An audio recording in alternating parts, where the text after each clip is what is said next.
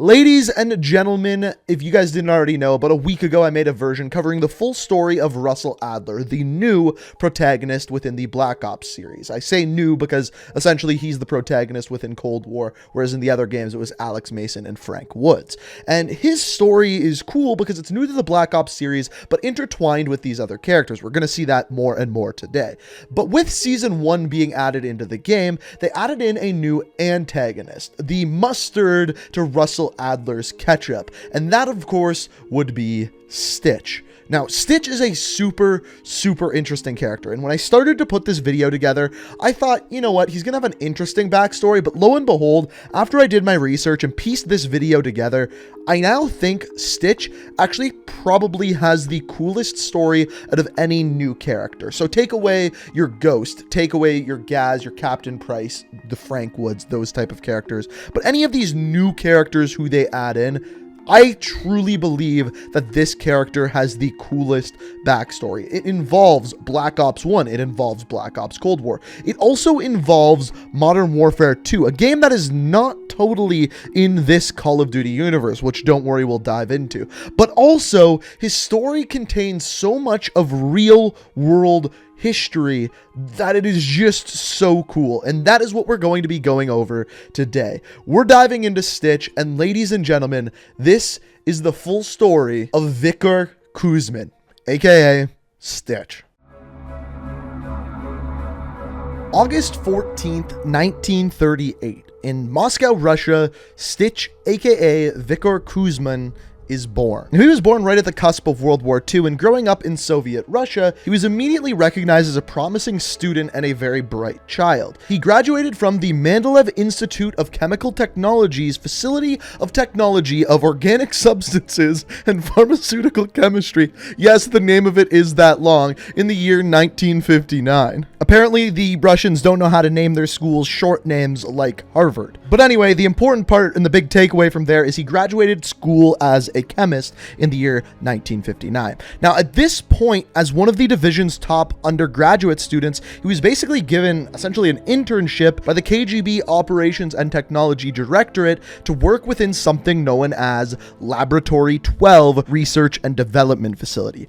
Now, here's where things start to get cool, because this is where the real-world story crosses over with the Black Ops Cold War story. You see, early in 1921, there was something known as the Special Office that later, during the Cold War, got renamed to Laboratory 12. This was a real-world laboratory, when translated to English, translates to the cell, that they used to test toxic gases, poisons, and stuff like chlorine gas on real-world prisoners, like real live people. And then the West didn't know about this until close towards the end of the Cold War, which is pretty insane. Now, where Black Ops Cold War story comes in is after working there for 6 years in Laboratory 12, Stitch then got recruited by Kravchenko, and Kravchenko then asked them to come resynthesize Nova 6 gas. And as a experienced chemist, Stitch said, hell yeah, pay me some money. Now, if you know anything about Nova 6 gas, it was originally made by Dr. Frederick Steiner and by the Germans. Now, here's the thing, is we do know how Russia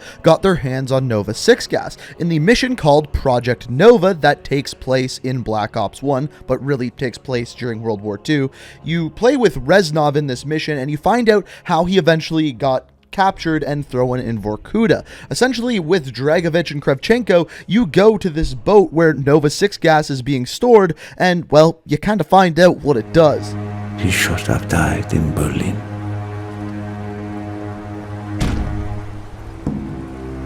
As I watched my closest friend die, it became clear we were not the only ones seeking the German weapons. So essentially, after Russia claims the Nova 6 gas, during the peak of the Cold War, they decided it'd be a good idea to resynthesize some Nova 6 gas in case it needs to be used. This is where Rebirth Island comes in. Stitch was then asked to go to Rebirth Island and help synthesize more of the Nova 6 gas for the Cold War and for essentially the Red Army. So if you've never played Black Ops 1 in this game, your team finds out about Rebirth Island well in Mount Yamantau. It's locking down! What is that? This is Frederick Steiner. He's jamming our radios. He knew we'd be here. We're on camera. He's watching us. Dragovich is telling everything and everyone connected to Project Nova. I am sure I will be next. What do you want? Targets marked across the states. All across America, Dragovich has sleeper cells waiting for the signal to release the Nova 6. Weaponized Nova 6. The numbers broadcast. What do they In mean? 36 hours, the sleeper agents will receive their final orders. Only I can tell you how to stop the broadcast. I am at Rebirth Island. So I don't know if you fully caught that, but essentially what happens here is Frederick Steiner tells the Americans where he is on Rebirth Island and tells them the only way that they're going to stop the release of Nova 6 gas is with his help. Now you may be wondering why Steiner decided to help them, and essentially it's because Dragovich was going to kill anyone involved to cover up the rebuilding and resynthesizing of the Nova 6 gas. So in the next mission, the CIA goes in and raids Rebirth Island, and it just so happens that Stitch is the chemist working there, and he is captured to be interrogated. He could not break me. Tell your boss, this is for Weaver. Okay, hold up for a second. We need a little bit of sidebar here revolving around Adler. So first of all, we know that this interrogation takes place right after the raid on Rebirth Island, which takes place in the year 1968. Now that may not seem important, but it actually really is, because as you can see in this cutscene, Adler has his scar, which means everything that he tells you in the campaign, all of the stories that he gives you, whether it's being attacked by a tiger, falling into an electric pole, are all lies, because he gives you the dates from 1971 to 1975 for that, and clearly in 1968 he has his scar. Now, on top of this, in this interrogation scene, right before he stabs and cuts out Stitch's eye, he says, "This is for Weaver." Now, if you guys don't remember, in Black Ops 1, I believe it's in like the second or third mission, Woods and Mason go on a mission to save Grigory Weaver, and in doing so, you see Kravchenko stab Weaver in the eye, and that is why he wears the eye patches, because Kravchenko literally cut out his eye. So here, Adler is getting revenge for that. Now, it doesn't seem like a big deal, but what this is telling us is that Adler was actually around Weaver, Mason, and Woods well before the events of Black Ops Cold War, which means he might tie a little bit more into the Black Ops 1 story than we previously would have thought. So after this interrogation, Adler actually decides to release Stitch to prove a point to Kravchenko and send that message about Weaver back to him. However, this is what Stitch says about it. Ohana means family. Oh, sorry, wrong Stitch. I meant this one. For letting Rebirth fall, Kravchenko sent me to Gulag, where I found my true calling. So even though Steiner was actually the one to give up Rebirth Island, Stitch was the one that got the bad end of the stick. Essentially, he was tortured by Adler, and then Kravchenko sent him to the Gulag. But not just any Gulag. In fact, a Gulag that you will find very, very familiar. He was sent to Petropavlovsk Gulag. Now, if you don't recognize the name, that's fine, but it's the same Gulag that prisoner 627, aka Captain Price, was sent to in Modern Warfare 2. In fact, it's the exact same Gulag that you rescue him from in the game as well. Now, this is super, super interesting because this is another one of those crossovers between the Modern Warfare universe and Black Ops. Now, keep in mind, Modern Warfare 2 is technically in a different universe. However, we now know the prison takes place in the Modern Warfare and Black Ops universe as well. Now, I do have to mention that there has been some argument whether or not the Gulag that is in Verdansk is the same Gulag as the one in Modern Warfare 2. And to answer that question, I don't know. They look incredibly, incredibly familiar, and I've talked about that in previous videos, but there's no solid evidence, and based off of the in-game lore, the locations are different. But if you have another theory, feel free to let me know down in the comments. Now, in this Gulag, Vikhor Kuzmin was there for 5 years. This is actually where he received his nickname Stitch from the other prisoners because of, well, his giant scar on his eye. In 1976, an attack on this Gulag by unknown operatives left many guards and prisoners dead. However, in the aftermath, Stitch's body could never be found. His whereabouts were unknown and nobody knew where he was. It was a complete mystery. In fact, it was a total mystery mystery. They didn't even know who attacked the prison in the first place. That was until the year 1983. Once again, going back to real world events, at this time there was something going on by the name of Able Archer 83.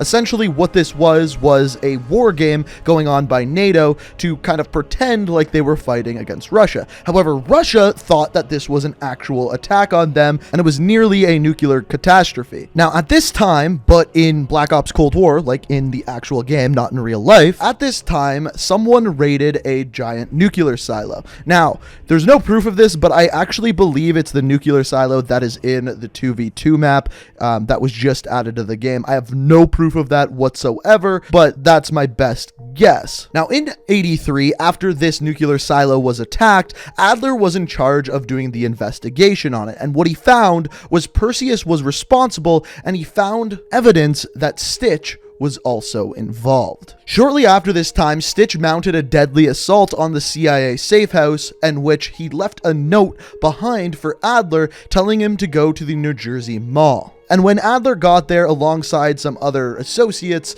there was dozens and dozens of canisters of Nova 6 gas, and Stitch planned a full-on ambush. Now, what's crazy is we don't know what happened next. You can only assume that Adler and the crew make it out alive because you can still play as those characters in multiplayer, but as of right now, that is where Stitch's story ends.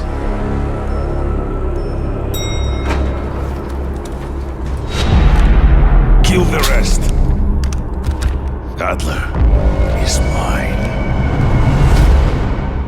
So I'm not gonna lie, I really hope that this feud between Adler and Stitch kind of continues, whether that be in Warzone or just the MP cutscenes kind of things, but I don't know if it will. This is all of the information we have as of right now. However, there is one more thing. If you take a closer look at Stitch, he is wearing this kind of necklace thing. Now, in the battle pass, we find out that the symbol is for the Underground Collective. Now, as of right now, I don't know what this is. I don't know if it's a sect of Perseus. I don't know if it's another group altogether, but we do know that Stitch was saved by Perseus, so assumably he works for Perseus. But it's going to be interesting to see how the Underground Collective actually develops throughout the story of Warzone and Black Ops Cold War. But ladies and gentlemen, that is the full story of Stitch. Hopefully you enjoyed it. Let me know what you think of his backstory down in the comments. I loved how it kind of all included different games like Modern Warfare 2, Black Ops 1, and then even incorporated many real-world events like Laboratory 12 as well. But like I said, let me know what you think down in the comments.